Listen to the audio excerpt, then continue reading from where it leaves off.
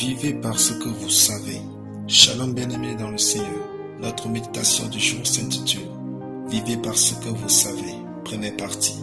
Durant notre texte en 2 Rois 2:3 qui nous dit ceci. Les fils des prophètes qui étaient à Bethel sortirent vers Élisée et lui dirent: Sais-tu que l'Éternel enlève aujourd'hui ton maître au-dessus de ta tête? Et il répondit: Je le sais aussi, taisez-vous. Vivez par ce que vous savez et non par ce que vous ressentez. Quand les fils des prophètes ont utilisé à 2 reprises leur don prophétique pour dire à Élisée que son maître Élie sera enlevé, Élisée ne s'est pas laissé impressionner ou séduit par leur sensibilité spirituelle. Élisée leur répondit: Je le sais aussi, taisez-vous. Si vous n'avez pas d'intimité avec Dieu, vous bâtirez votre vie sur les expériences des autres et non sur Christ. À la place d'Élisée, plusieurs auraient faim un deuil et fini par perdre l'onction de leur destinée. Parfois, il faut que vous arrêtiez d'être émotionnel quand vous poursuivez quelque chose d'important et de durable auprès de Dieu. Agissez et réagissez en fonction de ce que vous savez. Les fils des prophètes à Bethel et Jéricho ont dit à Élisée à plusieurs reprises: Sais-tu que l'Éternel va enlever ton maître au-dessus de ta tête?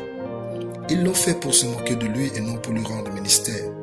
Réalisez donc qu'il y a toujours ceux qui vont vous faire vous sentir ridicule, inconfortable, moins intelligent, mais restez accrochés à ce que vous savez.